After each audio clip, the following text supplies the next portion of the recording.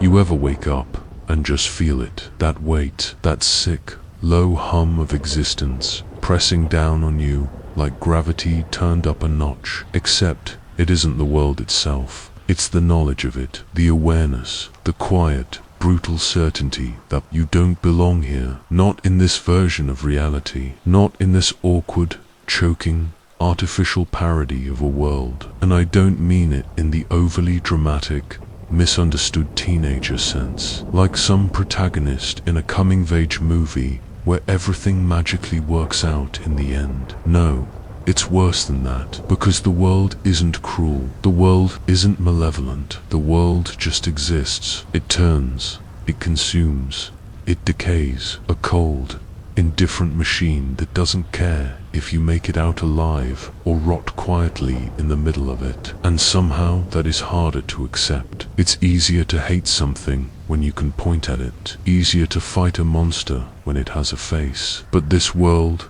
this culture, this endless grinding wheel we have strapped ourselves to, it's faceless. It's built itself so completely around us, so embedded in our routines and our language and our skin, that you forget there's even an outside to look for. It's a suffocating carousel of the same images, the same conversations, the same hollow metrics of worth. And lately, I can't stop noticing how fake it all feels. Society, I mean, this stitched together pantomime of order and meaning. Every conversation feels like reading from a script we didn't write, but feel obligated to perform. The same small talk, the same recycled platitudes, pretending we care, pretending we're fine. We wear these faces, these masks we have learned since childhood, because somewhere along the way we were told this is what being alive is supposed to look like. Smile, nod, talk about the weather, talk about work, talk about nothing, avoid. Silence like it's a disease. Wake up, clock in, move numbers, push papers, stare at screens, answer emails no one cares about, for projects no one believes in, for companies that would replace you tomorrow if you vanished. Collect enough meaningless points in a broken game to buy cheap distractions that numb you just enough to drag your corpse back through it again the next day. Smile for the photo, post something clever, laugh at a meme, swipe left, swipe right, sleep, repeat, and through it all, we pretend it's fine. But it isn't. It's a slow, quiet apocalypse. Not the fiery, cinematic kind we were promised, but a creeping rot, a dull ache behind the eyes, a numbing of the soul, everyone walking around like ghosts, pretending to be people, and the ones who claim they're happy, either they have stopped feeling altogether, or they are lying. And maybe lying is the smarter option. Maybe that's why it feels like everyone is doing it. I scroll through my feed, and it's this grotesque parade of curated lives. Look at my new car. Look at my vacation. Look at this meal I'll forget in an hour. A carefully edited highlight reel of distractions. Everyone shouting into a void, desperate to be seen, to be validated, to convince themselves that the emptiness gnawing at their insides is normal. Meanwhile, out there,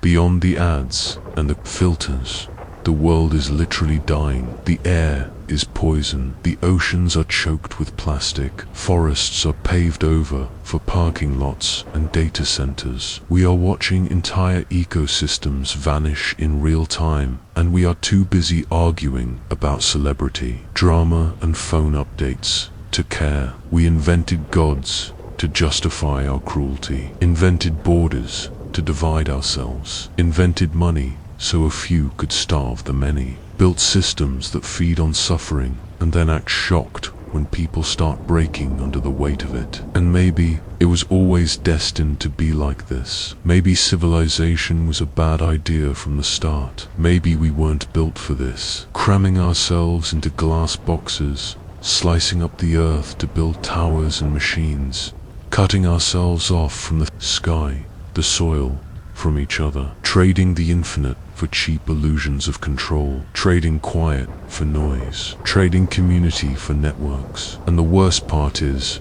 most people don't even notice anymore. They have been born into it, told since they could speak, that this is life, this is normal, this is progress. Smile, consume, obey, repeat. I look around and realize how little of this world makes sense to me. I don't want their parties. I don't want their promotions. I don't care about their small talk, their stock prices, their influencer drama. I don't belong in this world of endless performance, a culture that values profit over people, appearance over substance, obedience over thought, a machine that chews up the kind, the soft, the honest, the weird, and spits them out for being inconvenient. And it's not like I'm some hero for noticing it. I'm not some enlightened sage. I'm just tired in a way that seeps into the marrow of your bones. A weariness that feels older than me, like the world itself is tired. And maybe that's it. Maybe it's not just me. Maybe we all feel it. Somewhere deep down, you start to see the patterns, and you realize it's not getting better. We built a system that knows it's killing itself and refuses to stop because the people at the top would rather watch it burn than lose their thrones. You try to talk about it, and they call you negative, say you're bringing down the vibe, say you're too intense.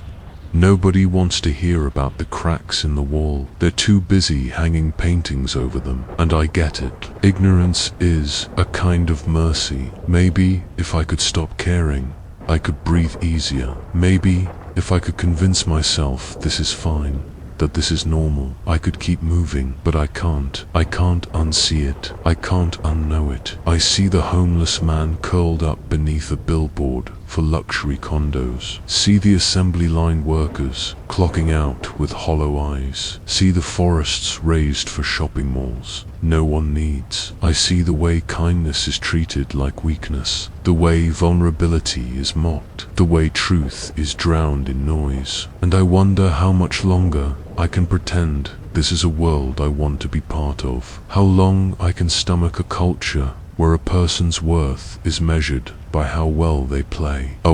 They play a rigged, meaningless game where the gentle are devoured, where the ones who see the fire are labeled crazy for trying to warm the others. And it makes you question yourself, like, is it me? Am I defective? Am I broken for not wanting what they want? For not finding peace in the endless scroll of superficiality and transaction-based relationships? But then I remember this system needs you to think you're broken. Because if you believe the problem is you, you'll never question it. You'll keep buying things to fix yourself. Keep numbing yourself with cheap dopamine. Keep working jobs you hate for things you don't need to impress people you don't like. And somewhere along the way, you forget who you were before the world told you what to be. Forget what it felt like to exist without an audience. Forget the quiet, and I miss the quiet. I miss feeling small beneath a sky full of stars. I miss existing without a username, without a profile picture, without metrics attached to my name. I miss the kind of silence that doesn't come with a price tag. I miss real conversations, not networking, not algorithm-approved discourse, not soulless debates about trends and data points, just to people being people. And maybe that world is gone. Maybe it was never real. Maybe we've always been chasing ghosts, trying to fill a hole that can't be filled by anything this culture tells us to want. But I still feel it, that ache, that gnawing absence, like something vital has been stolen and replaced with a cheap imitation. And maybe I don't belong here. Not in this version of the world. Not in this age of hyperconnectivity and hyperism, where you can have 1,000 followers and not a single person who knows you. Where you can scream into the void and it rewards you with silence. I don't know what the answer is. Maybe there isn't one. Maybe this is what it means to be conscious. In a dying empire, to watch the slow collapse from inside the walls, to feel helpless and complicit at the same time. But I'm still here, for now, not out of hope, not out of some noble fight, just inertia, like a stone sinking in a bottomless ocean. And maybe that's enough. Or maybe it isn't. I don't know anymore. All I know is that I don't belong here, not like this, not in a world that eats its young and sells their bones as souvenirs, not in this endless loop of distraction and decay. And maybe, just maybe, admitting that is the most honest thing I've ever done.